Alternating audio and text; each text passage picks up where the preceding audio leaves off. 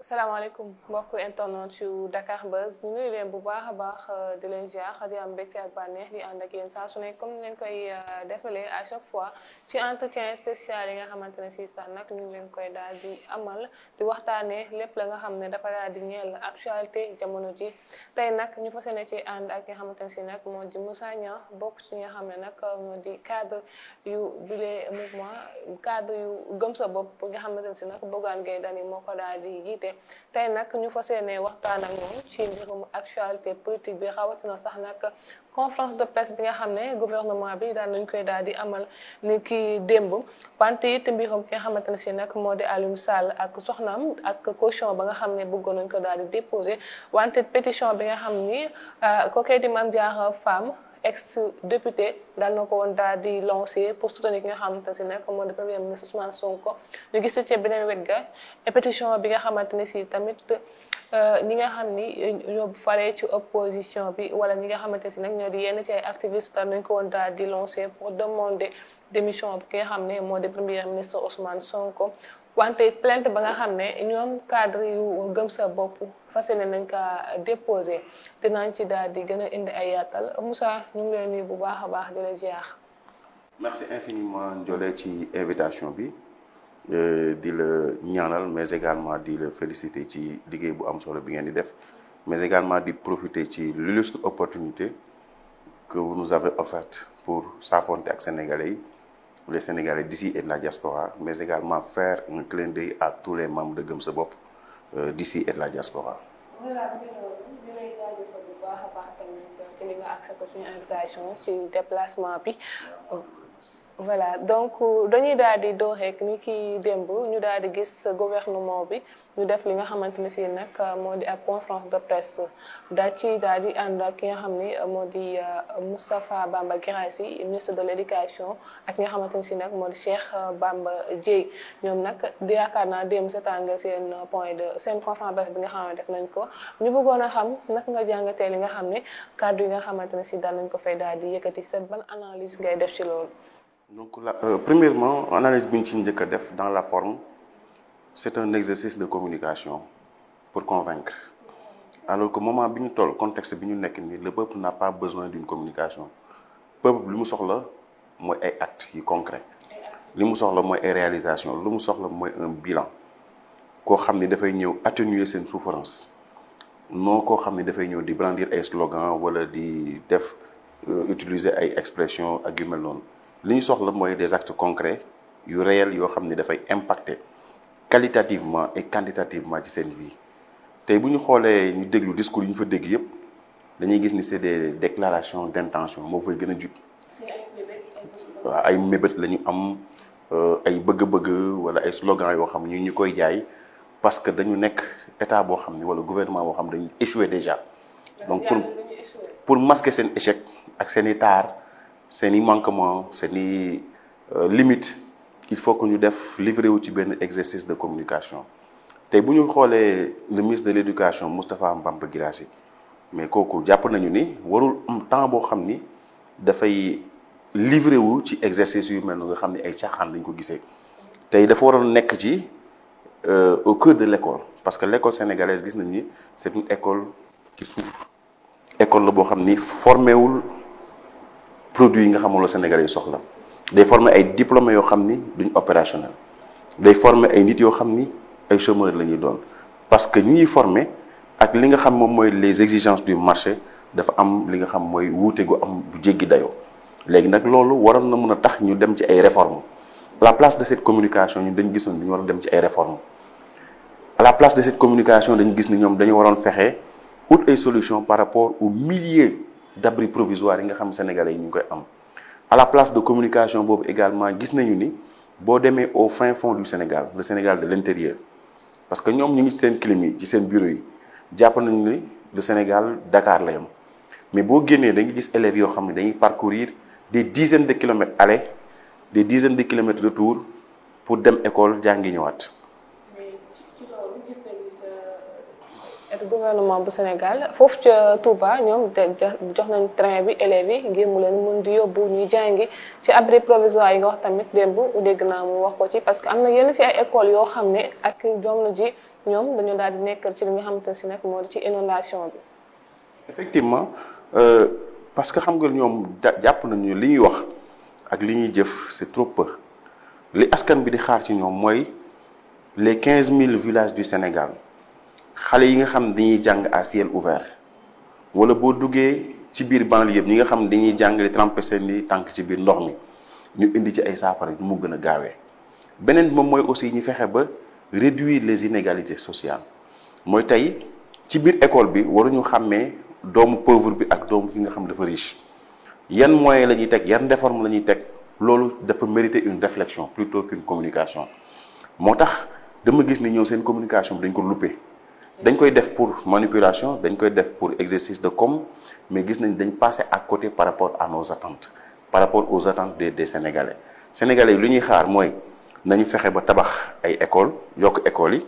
parce que démographie Sénégal gis nañu démographie la boo xam ni dafa nekk en expansion dafay yokk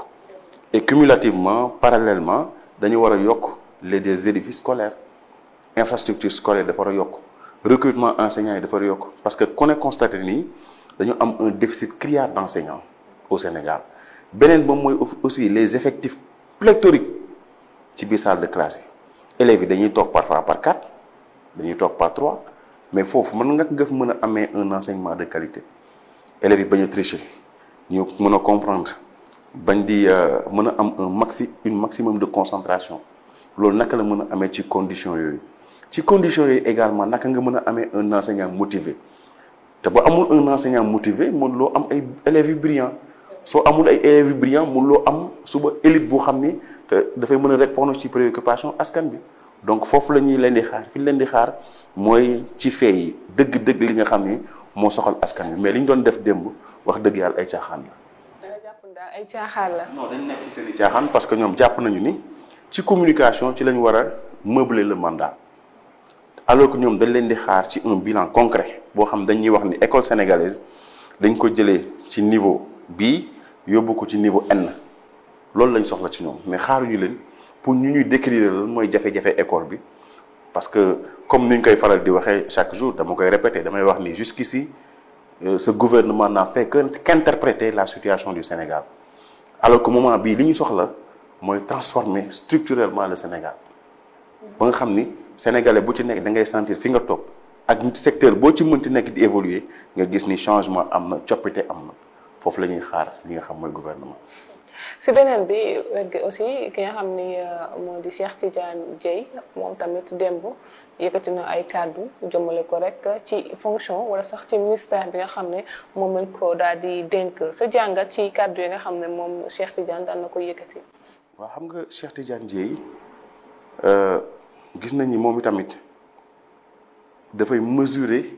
la dimension des attentes des Sénégalais par rapport à la taille de ces selfies parce que gis nañu fépp foo xam dafa am inondation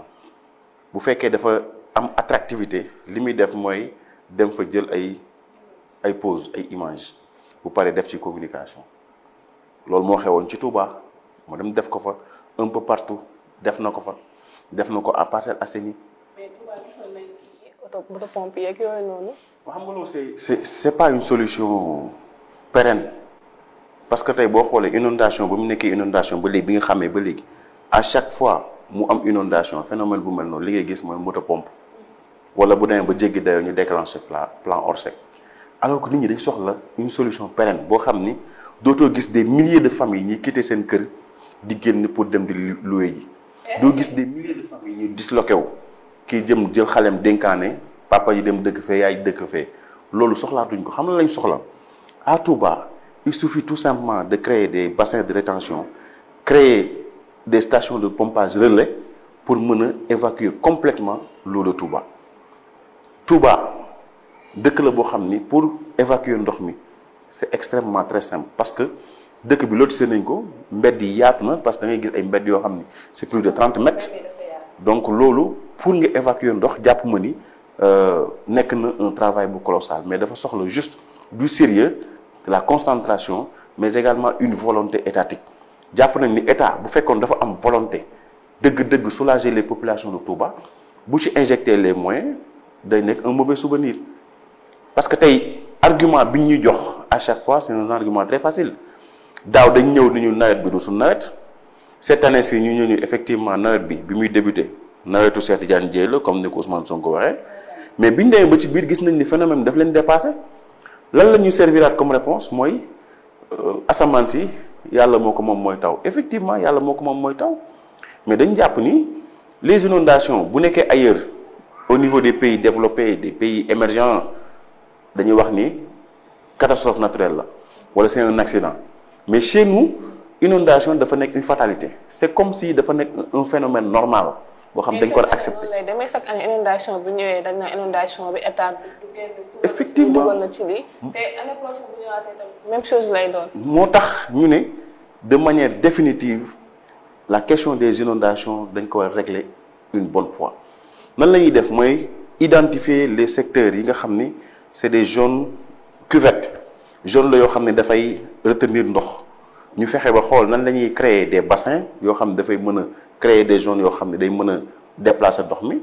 mi di mën a ruisseler di dem ci bassins yi bu ñu paree am des stations de pompage ak des stations relais yoo xam ne day mën a fexe libérer ndox mi directement mu dem wala bu fekkee ndox mi dañ koy jël réexploiter ko réutiliser ko purifier ko sax ñu mën ko utiliser à d'autres fins soit pour irriguer des champs wala pour dimbali baykat yi ñu am la disponibilité de l'eau 12 mois sur 12 loolu aussi c'est une aubaine pour les populations parce que jàpp nañu ni cette eau là warul nekk un problème mais dafa war a nekk une solution par rapport à d'autres problèmes par rapport déficit de l'eau bi nga xam ni ñu suñu cultivateurs yi suñu paysans yi suñu baykat yi ñu ngi koy jooy war na leen mën a indi réponse par rapport ak ndox mi nga xam ne moom la ñu am ci eau de pluie donc eau de pluie lu neex a régler la il suffit tout simplement nga créer yoon boo xam ni fa la ndox mi jaar bu fekkee zone cuvette la nga xool noo koy retenir bu fekkente ni yow jàpp nga ni fii zone bi dafa nekk une zone basse mënoo fexe ba ndox mi mën a dem parce que canalisation c'est un peu coûteuse mais nga créer des stations de pompage station de pompage yooyu ça va générer de l'emploi parce que ndox moomu c'est une source c'est une denrée c'est également loo xam ni lu vital la pour suñuy besoins pourquoi ne pas réexploiter cette eau pourquoi ne pas purifier cette eau pour que population bi mën di ko réutiliser loolu jàpp ma ne dañ jàpp ni comme ni pays développés yi di def di exploiter les eaux de pluie ñun war nañ ko mën def pour exploiter les eaux de pluie mais dañ jàpp ni ces eaux de pluie là dañ nekk une catastrophe par rapport ak sunu existence alors que warul demee noonu. d'accord léegi ñu ñëw ci benn kàddu yi ki nga xam ni moo di Bougar Diouf bokkoon ci mouvance présidentielle bu Diomaye président keroog ñu gis ko ci ab entretien ba nga xam ne ci émission Faram Facce mu yëkkati woon fa ay kàddu daal di xam ne ni ki nga xamante ne si moo di premier ministre Ousmane Sonko dina pousser ki nga xamante Diomaye ba à ce que mu daal di démissionner ba élection présidentielle yu 2029 moom Sonko mu mun a daal di bokk ci li nga xam ni moo di ci élection yi. tey sa jàngat ci li nga xam ni mooy kàddu yi nga xamante ne si moom la kooku di Bougar Diouf daal di yëkkati. waaw bon dama constater depuis l'avènement de PASTEF suñu élite suñu njiit yi suñu autorités yi dañuy am ay écart de comportement même au niveau républicain même au niveau protocolaire ñun dañ ci am ay incompréhension parfois ça nous daf ñuy tiquer quoi. Le président de la République mérite bien des égards il mérite du respect parce que constitution moo ko consacré un certain nombre de prérogatives ak loo xam ni tey dañ jàpp ni dañ ko war a ameel comme ak yelleef donc sous cet angle dañ jàpp ni Ousmane Sonko war na mën a xool xam ni ci 5 ans yi mandat bi sénégalais yi dañ jox bopp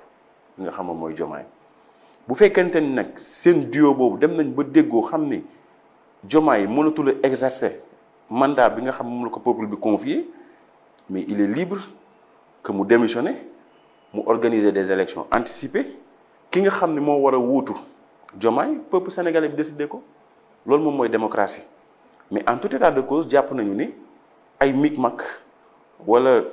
utiliser des éléments de langage wala am benn écart de comportement boo xam nit ñi dañuy am benn bët bu ñuy xoolee Diomaye xeeb ko. loolu ça ne rend pas service aux Sénégalais. parce que jàpp nañu ni Ousmane Sonko respect bi mu war a jox Diomaye Diomaye en tant que institution Ousmane Sonko joxu ko ko bu fekkee nag ñoom ñaar Diomaye en tant que ami ñoom ñaar ñu toog en dehors de la République ñoom ñaar war nañ mën a am seen comportement bu naturel seen collaboration seen affinité wala complaisance boo xam ne ñu koy daw seen biir amul problème mais li ñu am problème mooy la République en tant que République l'État en tant que État appareil président de la République en tant que institution dañ ko war a respecter dañ ko war a jox des égards mais Ousmane Sonko foofu lañ am problème ak moom fi Diomaye war a jaar muy tapis rouge fi ñu ko war a xàllal jàpp na ni moom moo fa war a jaar mais Ousmane Sonko dafa jàpp ni moom premier ministre comme peut-être dafa am une légitimité populaire entre guillemets moom dafa jàpp ni moom moo ci war a jaar alors que institution du doxee noonu beneen moom mooy aussi même ci ay cérémonie bu ñu demee double déclaration du premier ministre devant le président de la République du Sénégal jàpp nañu aussi loolu du respect parce que le président de la République c'est l'autorité suprême su xasee ba jël kàddu premier ministre warul ñëw di jël kàddu parce que ki nga xam moom mooy développer une vision incarner une vision tëral ko décliner ko pour que Sénégal mën ci aw yow premier ministre nga war a ñëw coordonner cette vision président de la République bu doxee ba pare wala mu joxe décliner une vision dañ jàpp ni yow da nga war a ñëw tëral ci loolu nga garder ce mutisme bu fekkee ne président de la République nekku fa daf la déléguer ay pouvoir am boobaa mën nga doxinu premier ministre mais tey dans l'imagerie populaire li ñuy dugal ci boppu Sénégalais yi mooy Diomaye c'est un figurant c'est un président à titre honorifique dafa toog juste pour gérer ay symboles mais amul benn prérogative amul légitimité te loolu baaxul ci Sénégal Ousmane Sonko daf ñu war a épargner loolu maintenant bu ñu demee ba symbole yépp di affaissé wu bu ñu demee ba institution yi nit ñi amatuñu respect ci ñoom dama jàpp ni le PASTEF aura échoué le PASTEF aura échoué d'autant plus que tey loolu dem na ba nga xam ni comme ni ko Platon doon waxee l'autorité tremble devant ses administrés le maître tremble devant ses élèves même les professionnels de la justice tremblent devant les militants de PASTEF loolu bu ñu demee ba observer que dans une république il y a problème parce que bu ñu demee ba le président de la République même pour jël un décret nommer une personne boo xam jàpp nañu ni ki am na les compétences qu'il faut am na la probité morale et intellectuelle qu'il faut mën na répondre ci li nga xam moom lay xaar ci moom ci compétence ci expérience et cetera bu demee ba gis loolu ba signer décret un militant tiers moom mooy jóge fële fustiger boxoñee li nga xam moom mooy signature du président mooy décret bi mais loolu y a problème te loolu lañ commencé observer dañ commencé remettre en cause l'autorité du président de la République dañ commencé remettre en cause l'image du président de la République le symbole de l'institution te loolu waruñu ko bàyyi muy prospérer dans une république parce que dans le long terme li muy jur du baax li muy jur du nekk loo xam ni dafay baax ci république bu Sénégal moo tax ñu ne l'avènement de PASTEF dafa coïncider avec mën nañ ko qualifier sax d'une boîte de Pandore l'ouverture d'une boîte de Pandore donc tous les mots vont voilà se dissiper. maa lay dégg nga ne PASTEF aurait échoué voilà ci loolu ñu gis tamit ab pétition bi nga xam ne am na ñu ko daal di woon lancé benn bi mooy pour exiger la démission d'Ousmane Sonko ñu gis tamit nombre de signatures yi nga xam ne daal na koy daal di am ak beneen pétition bi nga xam ne ki nga xamante ne nag moo di ex député bi di Mame Diarra Fam moom daal na ko woon daal di lancé en 24 heures pour soutenir ki nga xam ne moo di premier ministre Ousmane Sonko resté. ñu gis tamit nombre de signatures yi nga xam ne daal na koy daal di am presque mu daal di doublé bi nga xamante ne si ñële njëkkoon nañ ko daal di lancé mooy ñuy exiger la démission de Ousmane Sonko tey sa jàngat ci loolu ndax tey bu fekkoonte ni dafa dañoo échoué ci loolu est-ce que tey signature yi du équivaut wala sax nag bële mu ëpp. absolument donc li ñuy wax ci loolu mooy dañu jàpp ni même bu fekkee am na un nombre assez important de personnes yoo xam ne dañuy demander à ce que le premier ministre démissionne ces personnes-là ces gens-là dañ lay war a déglu lan moo waral ñi délivrer ce message parce que ci askan bi la ñu bokk même bu fekkee le tiers de la population ñoom ñooy génn élever la voix taxaw ñun kat dañuy vivre une situation de détresse dañuy vivre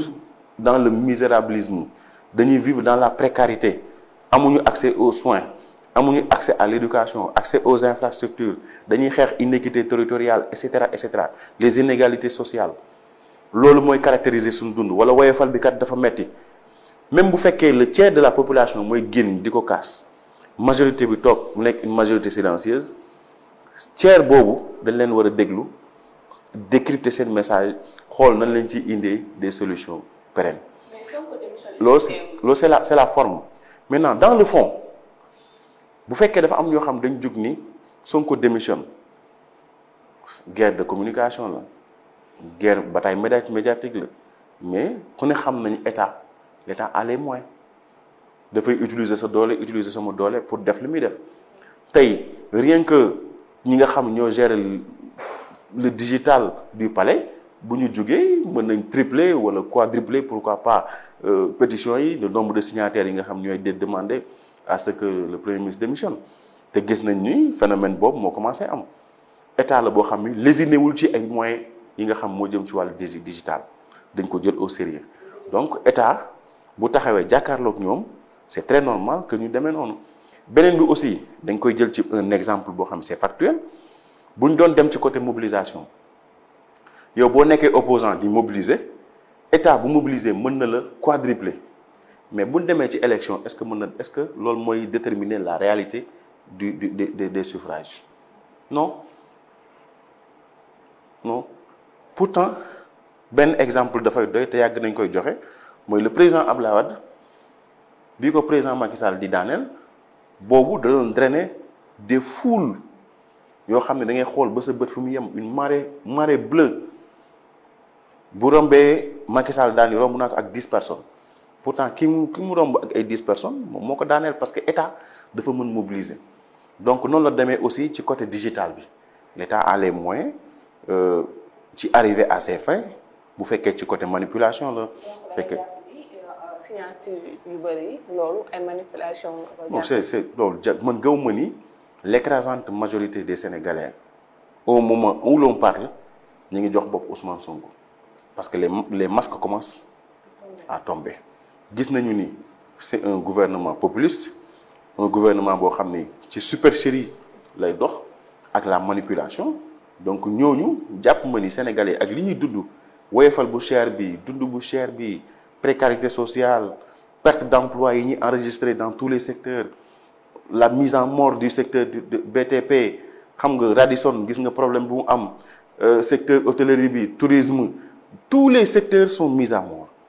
donc dans cette situation mënuma gëm ni Sénégalais yi dañuy voter wala dañuy soutenir Ousmane Sonko pour mu continuer à la tête de ce gouvernement. mais boo xoolee ci affaire digital affaire réseaux sociaux boo xoolee Pastef ak seen ay militants ñoom dañ ci am doole bu baax a baax. effectivement am nañ ci doole mais xam nga dafa am Sénégal 2 couches de personnes am na ñoo xam ni ils ne sont pas digital tey boo demee au fin fond du Sénégal le Sénégal de l'intérieur des profondeurs am na ñoo xamul amuñu accès à l'électricité te ñoo gën a bari. li ngay dugal ci digital bi ni àggul ci ñoom amuñu accès à l'électricité waxuma la connexion internet parce que connexion peut-être luxe lay doon ci ñoom mais amuñu accès à l'électricité baykat bi nga xam ni tey ñoom dañ ko trompé ci semence yi ni ko jox nañ la des semences certifiées jox nañ la 50 kilogrammes mu dem sous-peser loolu xool ko mu manque 2 kilogrammes mais kooku du am benn daan contre le régime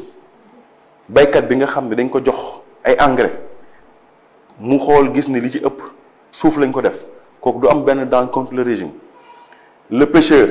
wala mareyeur bi nga xam ne dañ ko waxoon ni ko bu ñu ñëwee accéder au pouvoir dinañuy renégocier les contrats de telle sorte que di ngeen indi jën sax di xool ku ngeen ko jaay du ngeen ko am moment bi ñu toll nii benn yebooy di jar 700 francs kooku jàpp nga ni dina dem di voter daal Ousmane Sonko tey pêcheurs yi ñi ci ëpp ñi ngi jël gaal gi di génn di dem te dafa commencé nekk benn phénomène bu ñu commencé banaliser déggootu sax nit ñuy wax ci parce que dafa dem ba dañ ko normaliser dans notre conscience c'est banal beneen bi nga jël beneen secteur tey le BTP dee na amatul kii la diaspora bi nga xam ne tey dafa nekkoon seen fort mais biñ lancé diaspora bon bi da nga déggat ñuy wax ci diaspora bi li ñu yem ci seen épaule dafa doy nourrir seen famille war a mën a investir fii ci bâtiment tabax seen kër et cetera bu ñu ci bëggee dolli nag état du Sénégal di leen cotiser lu ñu nekk ay souscripteurs mais dafay nekk beneen fardeau ci seen bopp. loolu moo tax ñu jàpp ni ña doon wax nii ñu buñ accéder au pouvoir yéen ñu nekk ci diaspora bi da ngeen ni ñibbisi ci réew mi parce que réew mi nekk seen réew moo leen dàqal ba sax tubaab yi dañuy ñëw au Sénégal di fa émigré ji ñooñu bu ñu demee ba gis ni gouvernement bi kat ci diaspora bi la yaakaar léegi ñooñu désillusion moom moo leen di jàpp. il y a plusieurs facteurs yoo xam ni dafay expliquer que ni sénégalais yi génn ci populistes yi plusieurs facteurs ci domaine boo laal nag voilà. léegi fan yii yëpp tamit yaa ngi gis actualité bi ci affaire Aliou Sall ak soxnaam ba bi nga xamante ne si daan nañ ko woon daal di convoqué ba ni ki démb moom mu proposé woon pour joxe ab caution bu toll rek ci 240 millions de francs CFA en liquide ngir ñu mun ko daal di bàyyi mu delluwaat ci këram ak soxnaam waaye nag lundi la ci waa pôle judiciaire fas yéene àddu ci loolee sa jàngat ci mbirum ki nga xamante ne si moo di Aliou Sall en fait ñu gisaat tamit benn poste bi wala ni que ki nga xam ne moom lañu ciblé du Aliou Sall waaye ki nga xam ne moo di le président Macky Sall. effectivement. Déjà la question réponse mi ngi ci biir tey boo xoolee comme ñoom mënuñu jote ci Macky Sall parce que moment bi am na une guerre de communication boo xam dafa enclenché wu ci seen diggante ni ñu mën a réagir mooy xool ki ko gën a jege son frangin rakam ñu mettre ko entre les mailles de la justice mais tey loolu baaxul ci réew parce que réew bànqaas yi kenn du ko fooye kenn du ci leble kenn du ci fay ber kenn du ci faj mer mais tey dama jàpp ni Sénégal waroon nañu weesu fu ñuy waxee ni justice dañ koy instrumentaliser parce que dañu diggoon rupture mooy lan les mauvaises pratiques yi nga xam dañ ko trouver sur place dañ koy nettoyer embellir ko ci beneen côté bi li nga xam ni am na ay manquements ñu jéem ko améliorer mais tey justice ñoom bi ñu ñëwee def seen réforme de la justice ñu jàppoon ni lu bëri dina changer mais réforme boobu dañ ko ranger dans les tiroirs amul dara loo xam ni appliqué nañ ko ci conclusion yi nga xam moom lañ jëloon amu ci la preuve toutes les dispositions liberticides yi nga xoon dañu waxoon day sauté dañ koy occulter ci code pénal bi disposition liberticides yooyu moom la ñuy exploiter pour minimiser les discordants pour utiliser ko comme une lampe affilée pour mën a rey yenn opposants yi muy chroniqueurs yi journalistes yi nga xam ni cadré wuñ ak seen vision wala boog ñi nga xam ni xëy na ay journalistes la ñoo xam seen ligne éditoriale cadré wul avec le projet de Pastef wala ki nga xam ni c'est un chroniqueur wala benn leader d'opinion wala un opposant en tout cas justice ou bien le procureur moom mooy ñëw pour censurer le débat intellectuel wala le débat politique donc dans une démocratie dans un état de droit loolu du yoon beneen moom mooy aussi dafa am beneen jàngat bu ma ci def mooy Aliou Sall avec tout ce qu'on a dit ak lépp luñ ko musaan daan reproché. il paraît que jotul convocation je sais pas xaw ma tax ñu bañ mu daw comme Madiambal Diagne leen ko defee xam nga tey bu ñu demee ba un état bu normal dem ba yow da ngay xalaat bu ma convoqué tel citoyen day daw génn réew mooy kon ñun ñëpp suñu sécurité y a de quoi s'inquiéter parce que ñii ñu dénk réew mi mën ñu assurer la sécurité des Sénégalais te yow yaa ngi nekk ci benn giron boo xam ni il y a ce qu'on appelle le terrorisme am na lu ñuy wax le djihadisme ak li nga xam mooy putschistes yi nekk fële ci Mali nekk ci Guinée les narcotrafiquants yi nekk fële ci Guinée-Bissau yooyu yëpp wër la mu nekk benn ceinture de feu yow mënuloo sécuriser ses frontières ba nit génn mais fi nit war a mën a jaar pour génn nit mën na fa jaar dugg beneen bi pire encore mooy mënuloo sécuriser ses frontières ba ku feebar du mën a jël feebar bi dugal ko ci biir créer benn épidémie wala benn feebar boo xam dafay law ci askan bi dal nañu ak ce qu'on appelle fièvre Rift bi commencé dugg une quarantaine de personnes nekk ci des victimes succombé ci loolu dafa mérité njàngat beneen bi mooy tey bu ñu xoolee le cas Aliou Sall ak lépp luñ ko daan reproché bu ñu demee ba naan dañ koy toppee 240 millions wala 200 millions loolu vraiment c'est ridicule. moo proposé joxe caution bi mais xaalis bi toll na si mu jubu 600 millions ci ay affaire terrain. même bu nekkee 600 millions tey ak li ñu ko doon reproché yépp le frère d'un président de la République nga xam ne amoon na caisse noire 8 milliards kooku bu ñu ko reproché 600 millions wala ñu reproché ko 200 millions man dama jàpp ni c'est ridicule. c'est ridicule. beneen moom mooy aussi beneen njàngat ñetteel mooy corps de contrôle yi dañu war a am suffisamment de liberté. corps de contrôle yi muy ay CENTIF muy ay IGE Cour des comptes et cetera ñooñu nga xam dañuy produire ay rapports di épingler ay nit parfois mu mën la xañ liberté ñooñu dañu war a am suffisamment d'indépendance seen mode bi ñu leen di nommer dañ ko war a astreindre ci li nga xam mooy appel à candidature te noonu la daan demee lu mel ni Cour des comptes dañ daan def appel à candidature mais ñoom bi ñu ñëwee ci ay nomination lañ procédé lu mel ni ARCOP ñoom nomination lañ fa def et pourtant d'habitude bu ñu fay teg nit comme ku mel ñoom Sayer Niang dañ leen fa tegoon par appel à candidature lu mel ni CENTIF ay magistrats assermentés ñoo fa war a nekk ñu war a procéder par appel à candidature mais d'après ce qu'on dit dañuy wax ni un militant de Pastef moom moo nekk à la tête de la CENTIF léegi nag lan moo xew mooy tey même CENTIF boobu moom mooy épingler ay opposants automatiquement la machine judiciaire se met en branle même CENTIF boobu mooy produire un rapport contre un pro-Pastef la machine judiciaire commencé di bëggee ñi bàyyi la nga voyager parce que da nga nekk un pro-Pastef sac à main parce que da nga nekk un pro-Pastef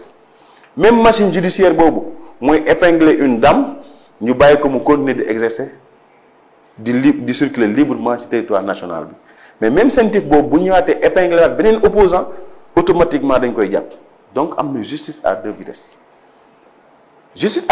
boobu nag baaxul ci réew bu demee ba askan bi am sentiment wu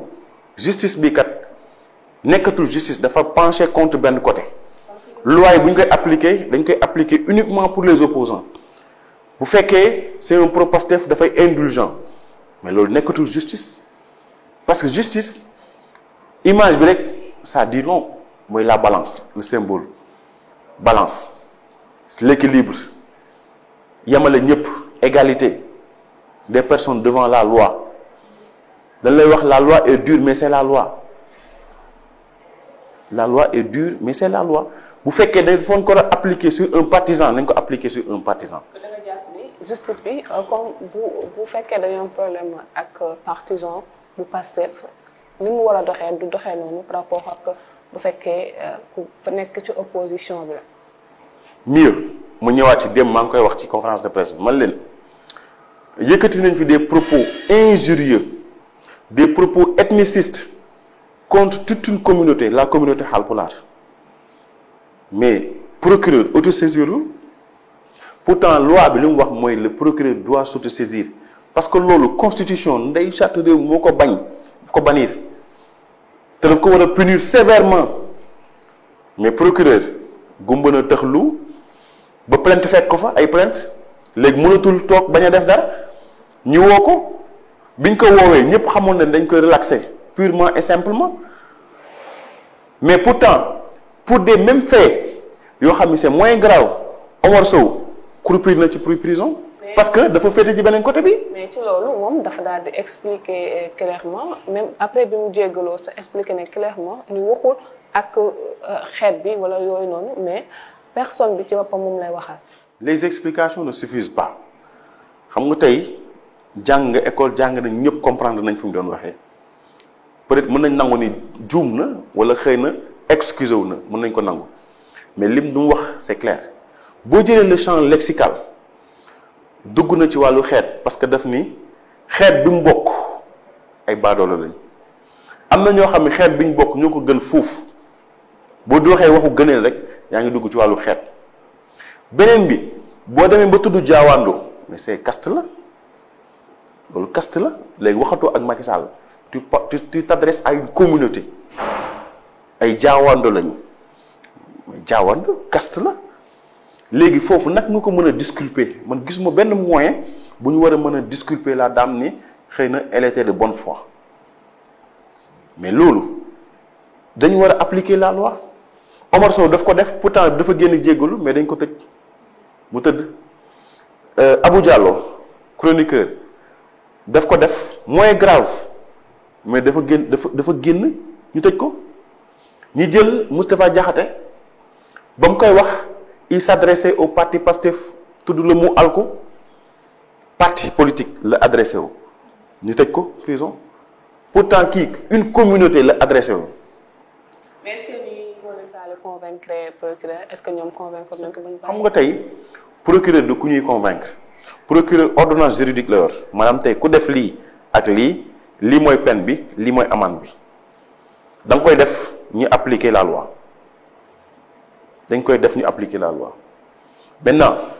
bu fekkente ni la justice est indulgente par rapport aux partisans de Pastef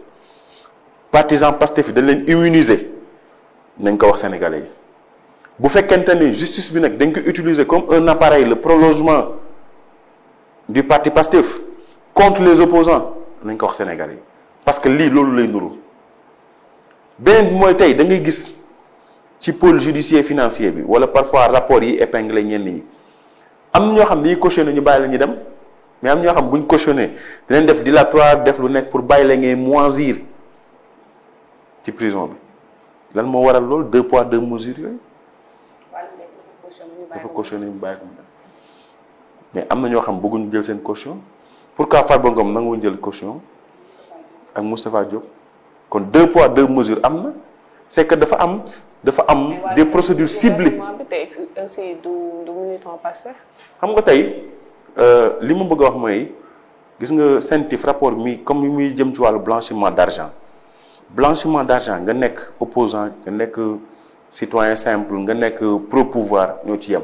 loi bi dañ ko war a appliquer maintenant bu fekkee dem nañ ba accepter nit mu def caution dem dafa war a nekk une jurisprudence pour tout le monde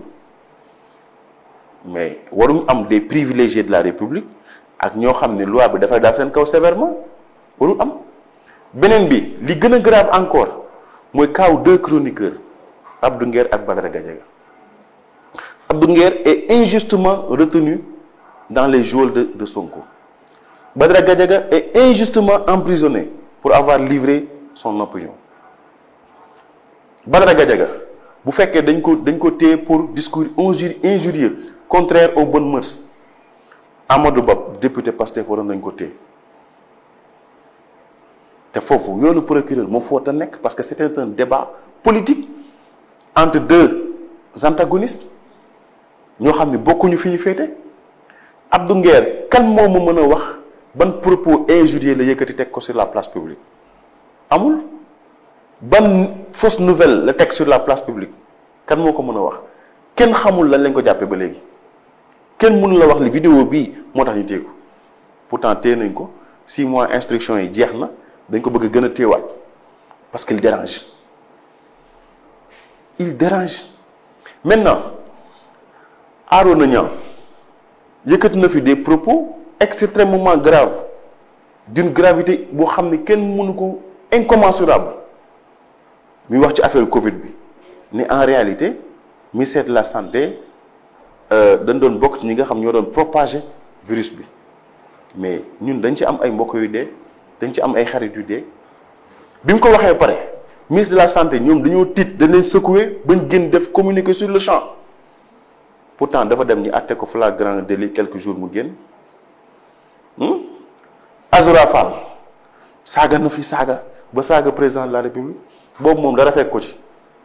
mais bii dafa dem ñu fa àtte ko flagrant délit premier ministre dem seeti ko ci su bëgg ñu libéré ko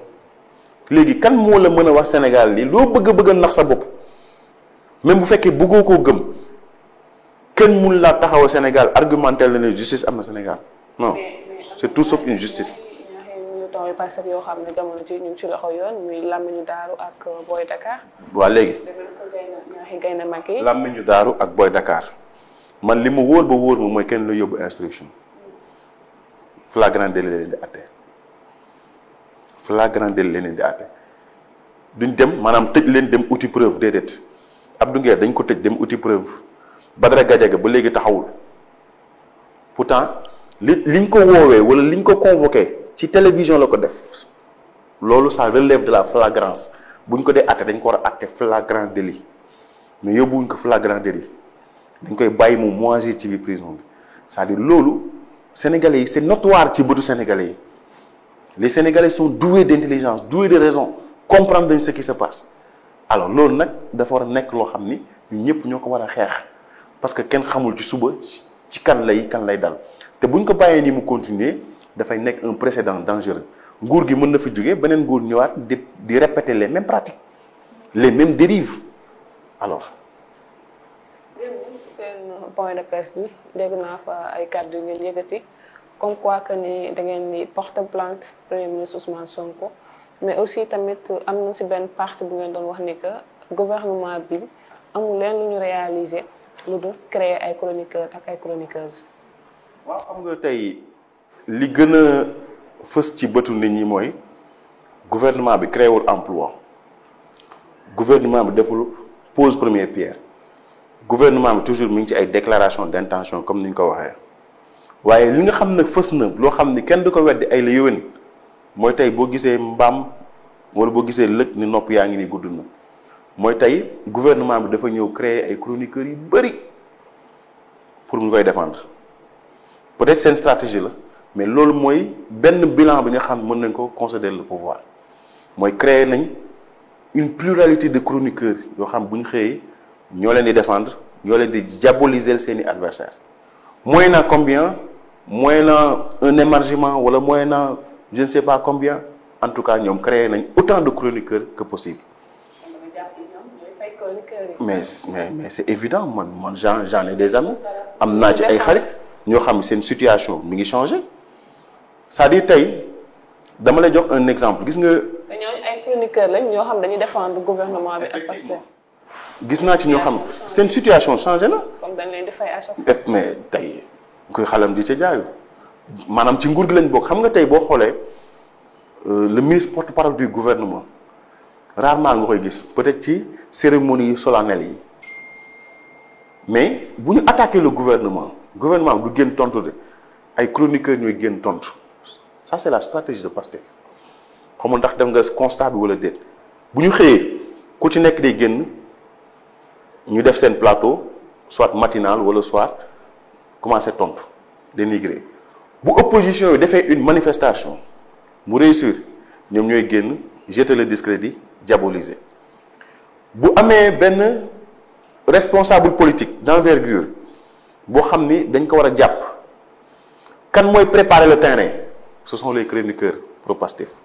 ñoom la ñuy jox rapport yi fuiteel ko de manière express ñoom ñëpp ñu génn di waxandoo les mêmes choses boo xoolee communication day nekk une communication synchronisée maanaam ñooy bokk li ñuy wax même bu ñuy juum ñooy bokk li ñuy juumee damay jël un exemple ci kaawu Wally Seck mais chroniqueur pro-Pastef yëpp lu ñu doon wax 5 milliards terrain nii mais ñoom fenn ñu de juumuñu de c'est parce que dafa am affaire bu leen filer ñoom ñu génn sukkandiku ci loolu di ci wax bi ñu demee ba gouvernement bi xëy na reculer na peut-être d'un pas mbir yi changé ñu gis ni lañ doon wax ak li gouvernement bi doxal bokkul benn 200 et quelques millions lañ ko mujjee toppee ay terrain yi ñu doon wax ak ay 5 milliards ak yooyu yëpp figuré wul ci liñ ko doon toppee c'est-à-dire lii lu patent la lu factuel la chroniqueur dafa war a am objectivité mooy tey bu fekkee gis nga loo xam ni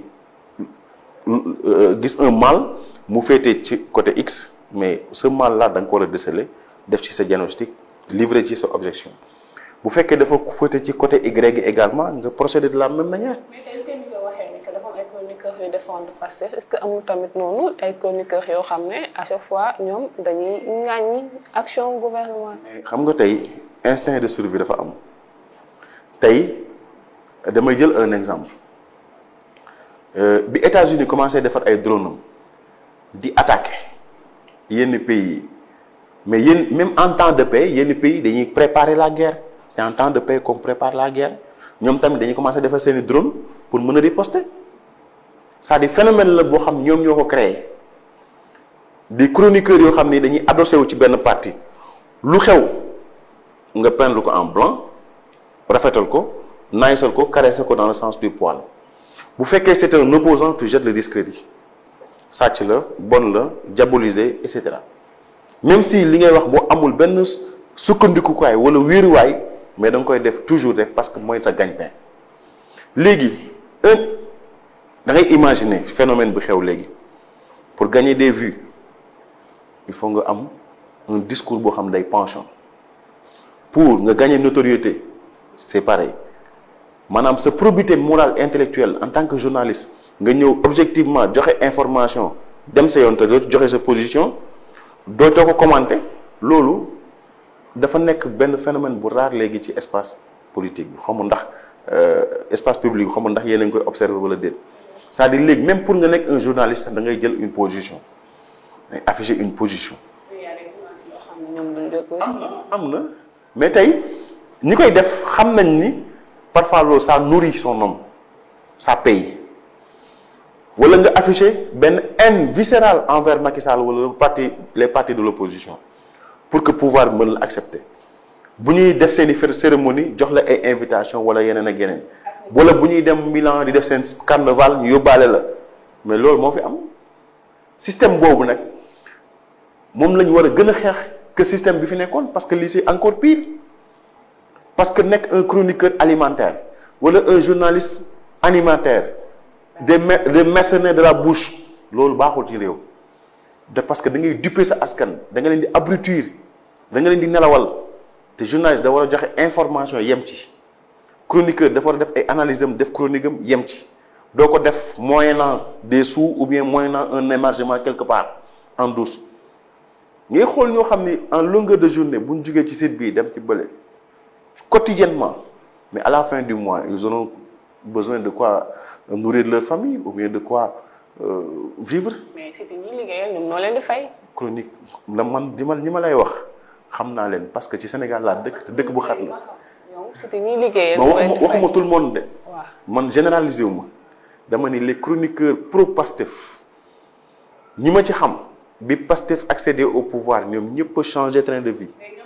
chroniqueur pro Pastef. non xam naa leen xam nañ ma waaw mooy ñi nga xam ni. fu lu opposition def bu weexee dinañ ko peindre en noir bu noiree ñu peindre ko en vert lu pouvoir def baax na lu mu wax baax na lu muy waaj a def baax na ñoo ñooy chroniqueur pro Pastef yi. chroniqueur yi de. non c'est pas tout le monde dama ne la am na ci ay chroniqueur pro Pastef yoo xam ni ñoom émargement rek moo lañ ñor li ñuy wax dëgg la du dëgg seen yoon nekkul c'est le cadre de le souci l'essentiel nañ leen dóoral ci opposants yi nañ leen diaboliser opposants yi nañ leen caricaturer opposants yi négativement loolu rek mooy seen souci. mais boo waxee pro Pastef tam di nga wax contre Pastef aussi. xanaa kon ñaari côté yëpp xam nga looloo tax man la instinct de survie la. waaw tey dina dem ba xam Sénégal phénomène bi ñu créé nii parti bu nekk booy ñëw Sénégal léegi di nga ut ay influenceurs boole ko sa biir kii di nga ut ay community management ñiy gérer sa digital di nga ut aussi ay chroniqueurs parce que dafay dem ba nekk un phénomène bu société bi accepté parce que ñoom ñoo nekk ci gouvernement bi te ñoom ñooy promouvoir loolu. voilà démb boo gisee ñu ñëwaat ci 8 milliards yi cela fait une année. depuis bi waaw par rapport ak crue la montée des eaux au niveau de Bakel Matam zone boobu dañu waxoon ni dañuy génne 8 milliards yoo xam dañ koy dégager pour mën a assister les populations en détresse nga xam ni victimes lañ par rapport à la montée des eaux mais d'après la remontée des informations yi ñu am ci sunu responsables yi fa nekk mais également ci les populations autochtones ak ñi nga xam ne xëy na suñuy sympathisants lañ gis nañ ni distribution boobu wala secours boobu nekkul lu effectif moo tax ñu ne dañu soxla ñu ubbi une information judiciaire rapidement dès la semaine prochaine pour que ñu xam ce qu'il en est exactement ci ban yan procédé lañ teg pour distribuer cet argent yan mécanisme lañ teg pour secourir ces populations à la hauteur de 8 milliards ñan ñoo nekk les bénéficiaires wala lan lañ ci teg comme ay outils pour mën leen secourir en tout cas loolu justice moo ko war a leeral moo tax ñu ne ñun au niveau de Gëm Sa Bopp dañuy porter l'affaire devant la justice pour que sénégalais yi xam seen 8 milliards fan la dugg dès la semaine prochaine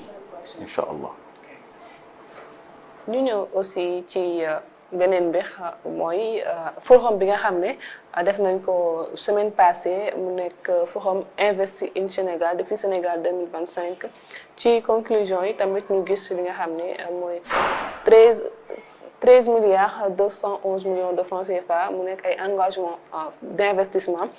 soit 23,5 milliards de dollars ñu daal di koy daal di enregistré ak 51 projets et conventions yi nga xam ne daal nañ koy daal di signé. waaw effectivement parce que xam nga li ñuy wax naan on n'invente pas la roue c'est pas une première au Sénégal parce que président Macky Sall defoon na forum Invest in Sénégal boo xam ne lim ñu indi woon ci ay projets c'est bien plus que ça mais toujours les mots ont leur sens. Engagement la engagement nag nekkagul loo xam c'est effectif engagement bi dinañ ko respecté wala duñ ko respecté loolu li ci kanam moo ñu koy leeral 23,5 milliards 13 milliards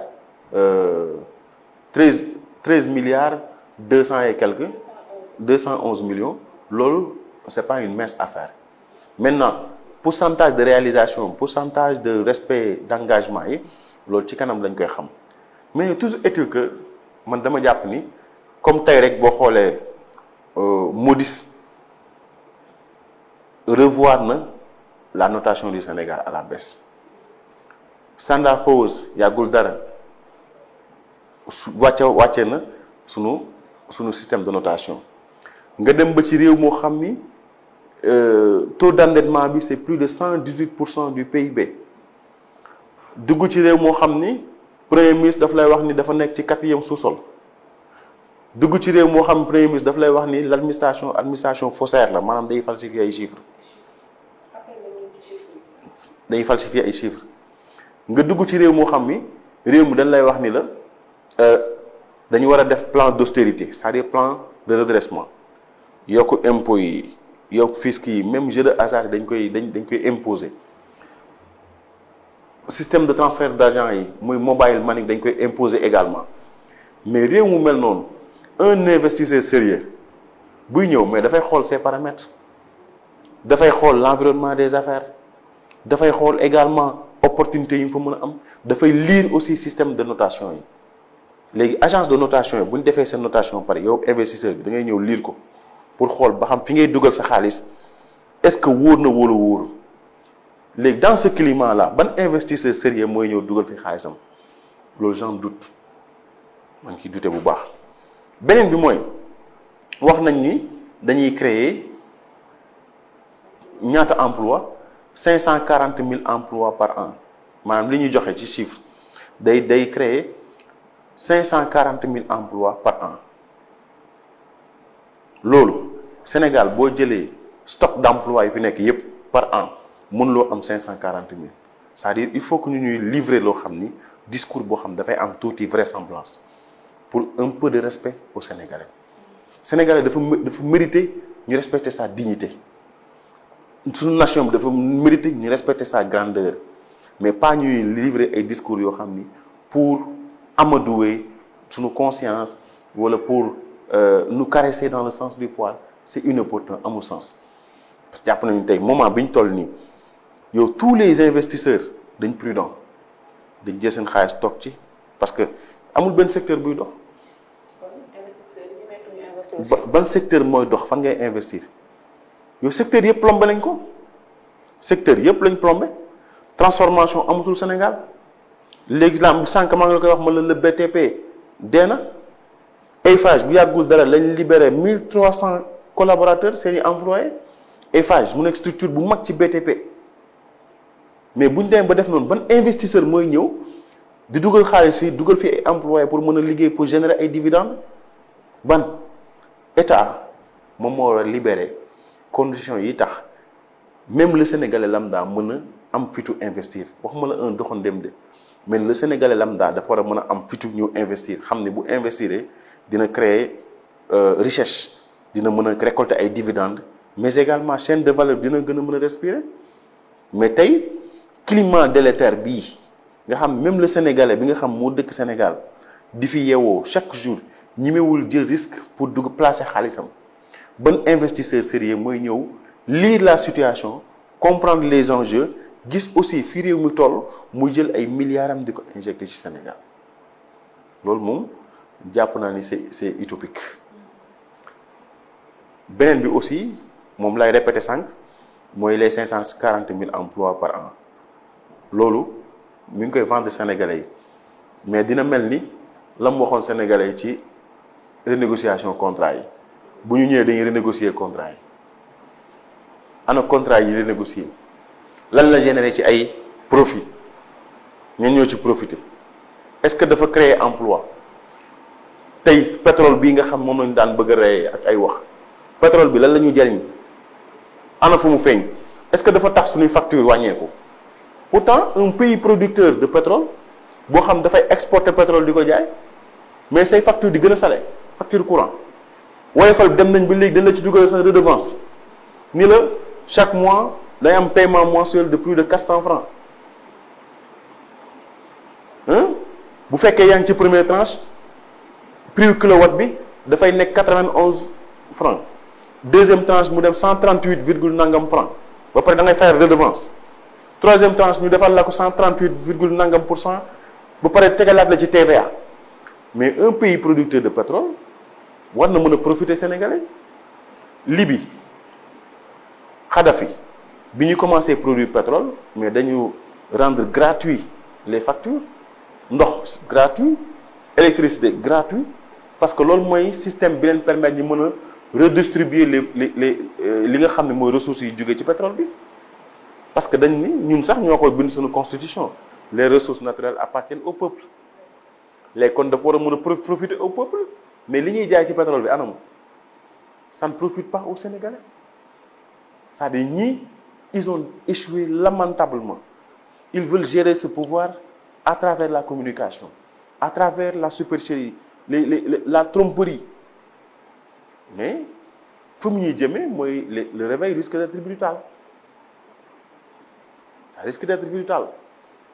parce que en tout cas c'est affaire yi metti na benn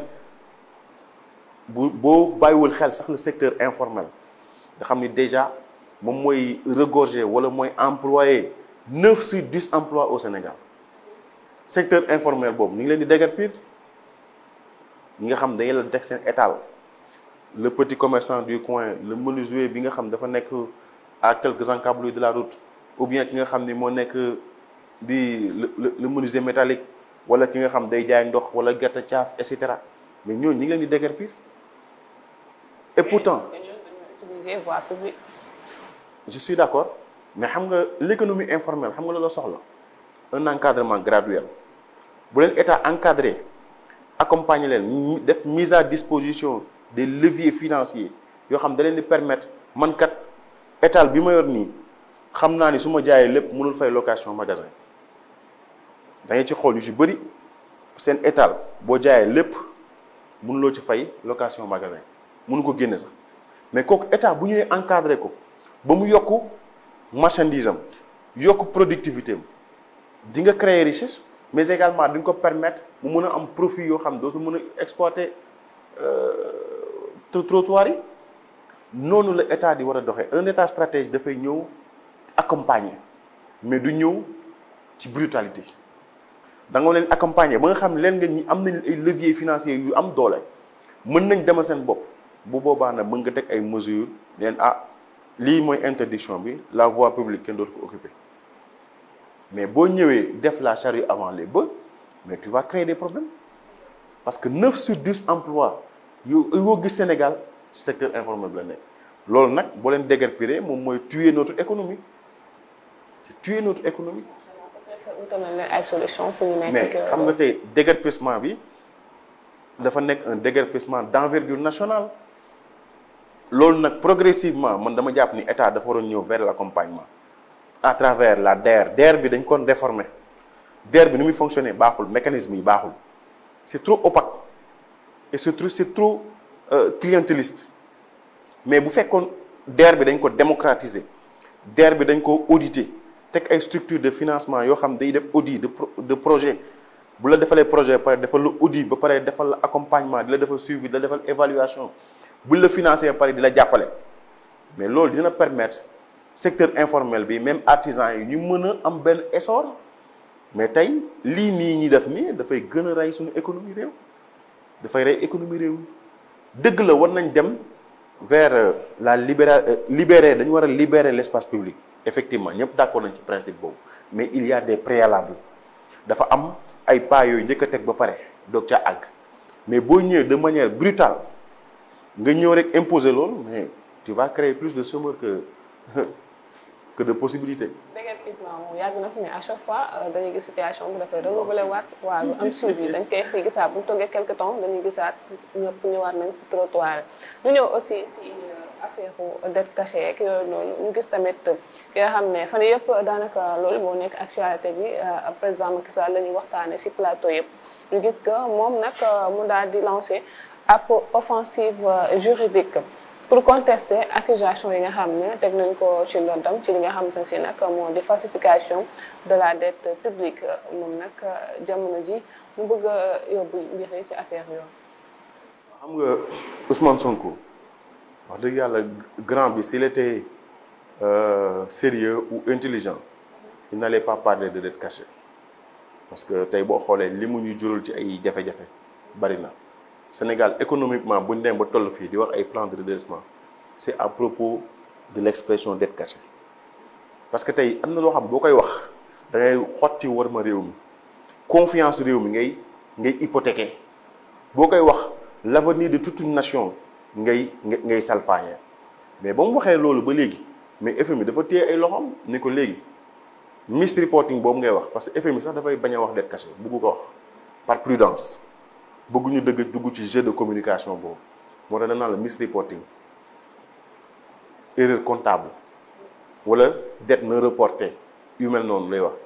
mais tey bu ñu demee ba FMI am prudence bañ a dugg ci jeu boobu Ousmane Sonko ci la war a mën a ressaisir rectifier avant l'heure parce que tey gis nga ça nous a valu beaucoup de difficultés li ñuy dund nii c'est à cause de cette déclaration te moom jàpp na ni il a bien fait alors que dafa yàq maintenant bu fekkee ci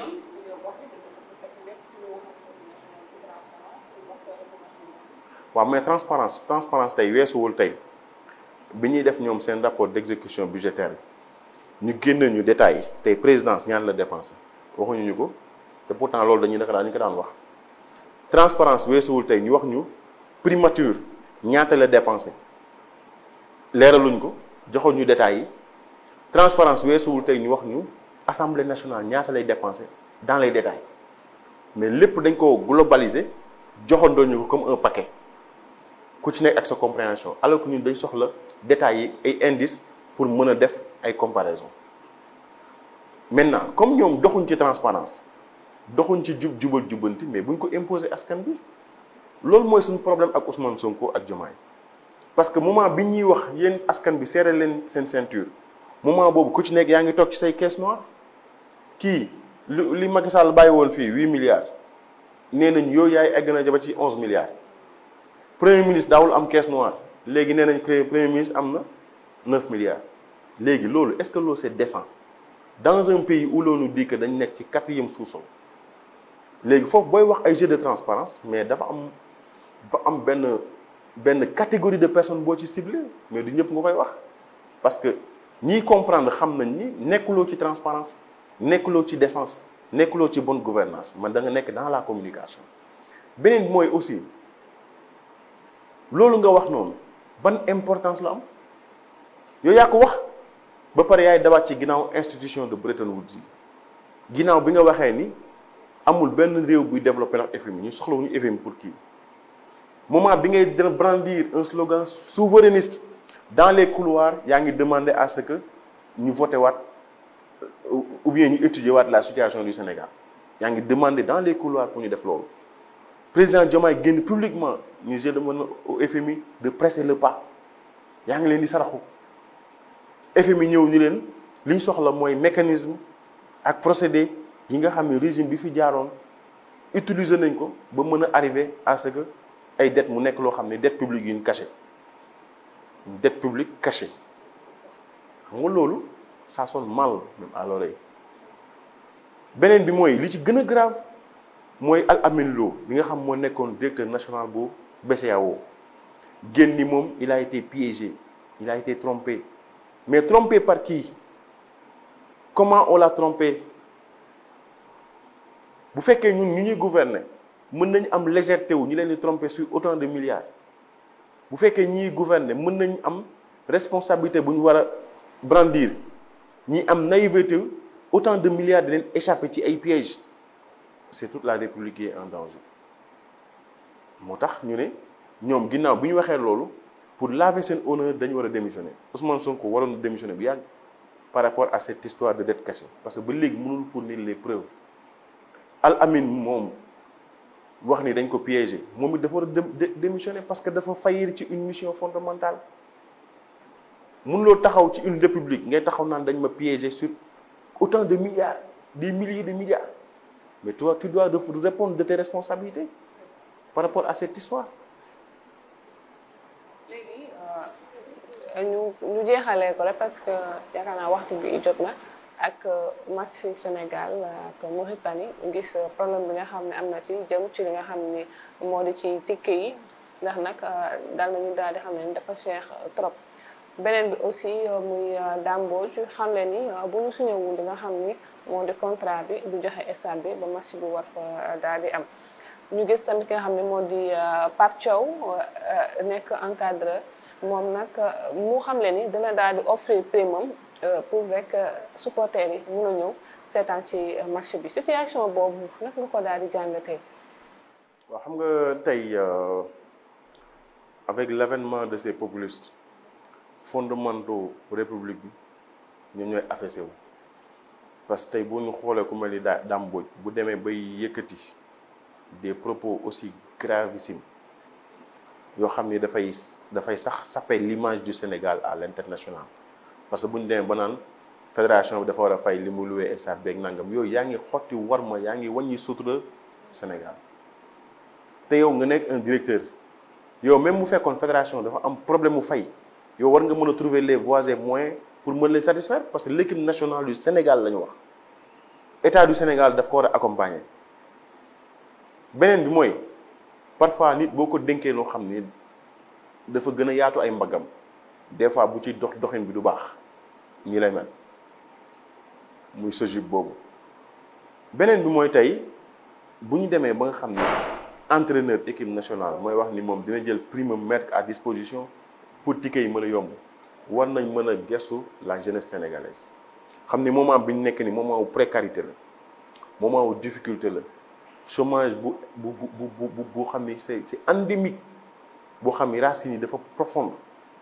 ci jamono boobu bu fekkee équipe nationale dafay jouer les passionnés du football ñu permettre leen ñu accéder au stade mooy fexe ba démocratiser les prix mais prix bu fekkee dañ ko yóbbu ci benn niveau bi mooy favoriser une aristocratie jël football bi jagleel ko benn classe boo xam ñoom ñoo am moyen pour mën a dem si naan privilégié ko la classe moyenne bi nga xam ne tey peut-être dañuy lijjanti 1000 francs wala dañ koy laqarte bu dem si naan c'est-à-dire loolu c'est pas démocratique prix ticket pour équipe nationale dañ ko war a démocratiser mu accessible à tout le monde pour que population bi mën a sentir effervescence pour que population mën a sentir passion bi nga xam ñu ngi koy nuru ci football pour que population bi également mën a contenté wu ci seen équipe nationale mën ko supporter comme ni ko mën bëgg a supporter maintenant li ñu bëgg a def nii nag kenn xamul lu ñu nuru. mais li gën a nekk supporter yi mooy kàddu yi nga xam ni moom la président bu fédération sénégalaise de football wax di Abdoulaye Fall si ay kàddoom d'après Sénégal moom dafa daal di xam ne ni li nga xamante ne si nag moo di ticket yu 1000 francs yi nga xam ne actuellement moom yokku nañ ko ba muy jax 3000 1000 francs dafa daal di accessible trop ci nit ñi te loolu dafay daal di influencer wala loolu dañ ko def pour éviter li nga xam ne nag moo di trop forte influence wante te li nga xam ne moo influence voilà ak problème d'insécurité bi. xam nga tey loolu mooy marginaliser wala sax jeter le discrédit sur une certaine classe sociale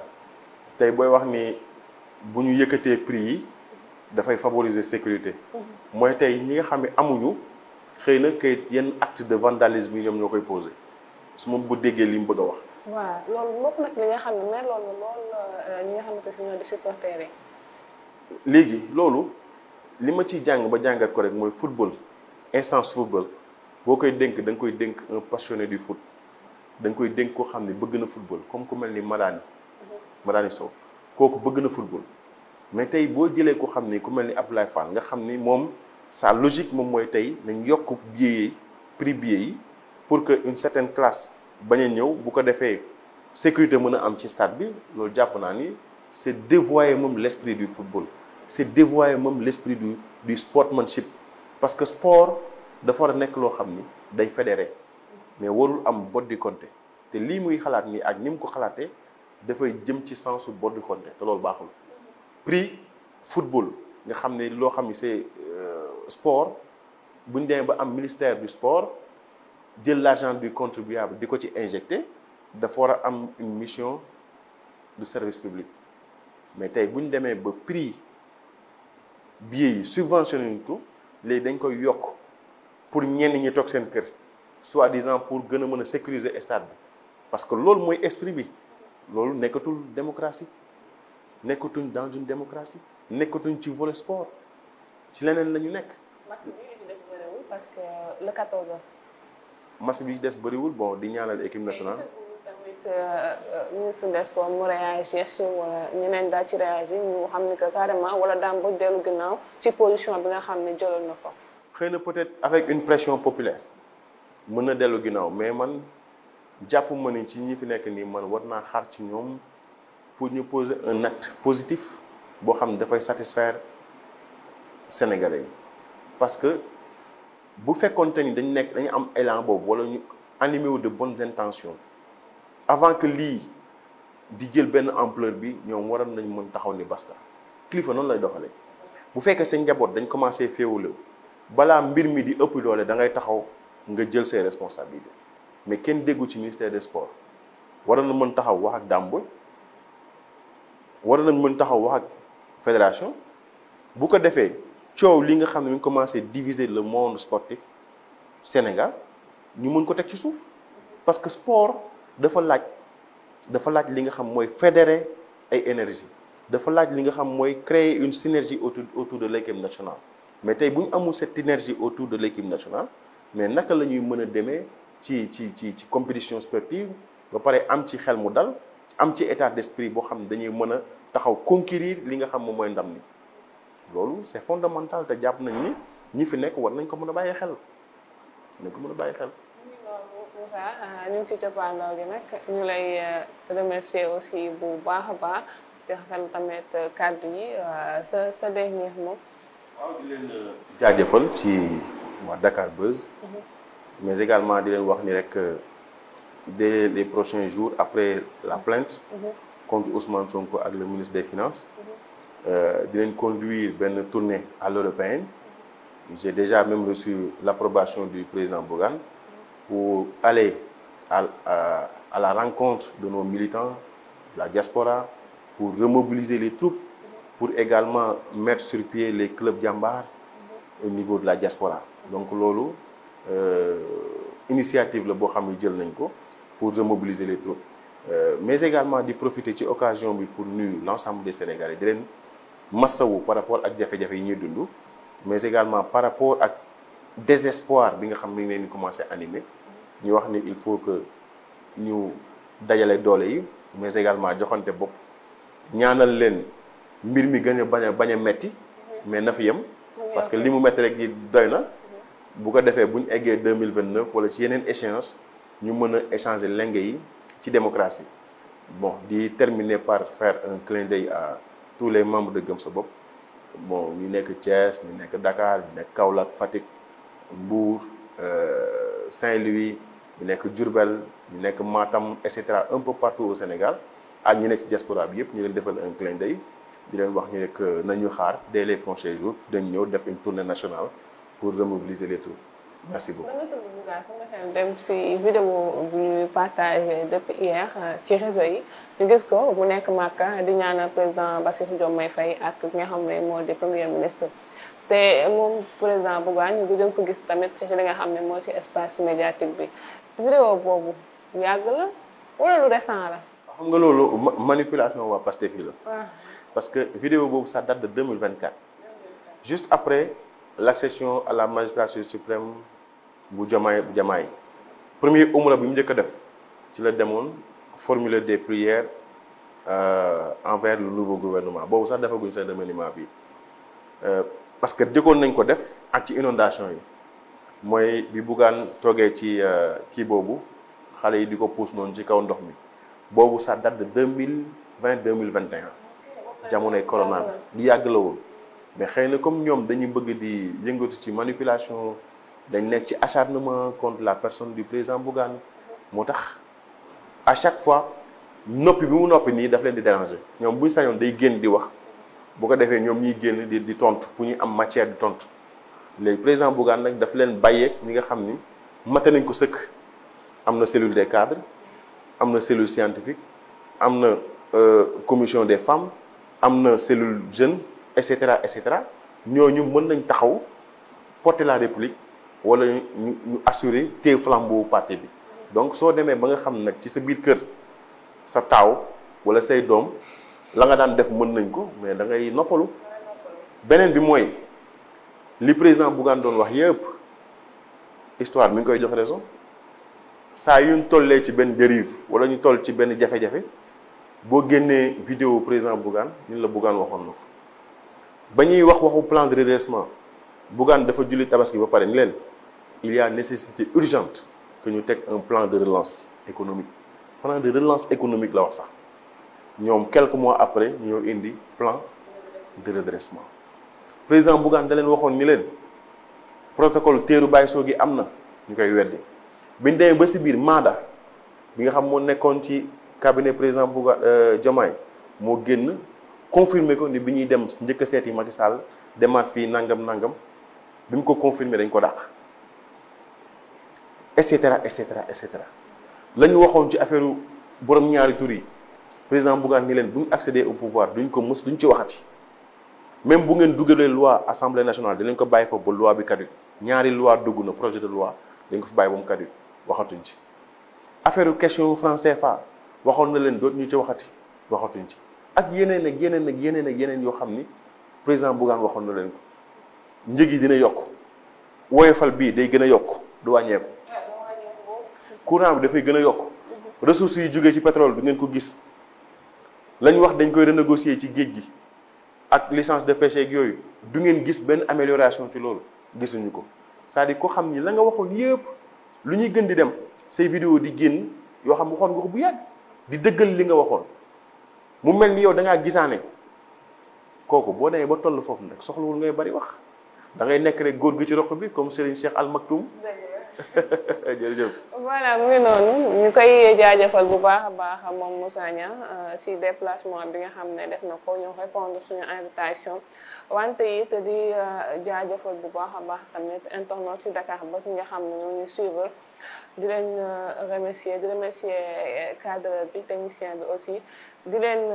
jox rek dig daje beneen yoon ak beneen invité si entretien spécial yi nga xam ne dañ koy daal dem fi ci Dakar Buzz ñu waxtaanee lépp la nga xam ne dafa daal di ñeel actualité jërë ngeen jëf mbokk internet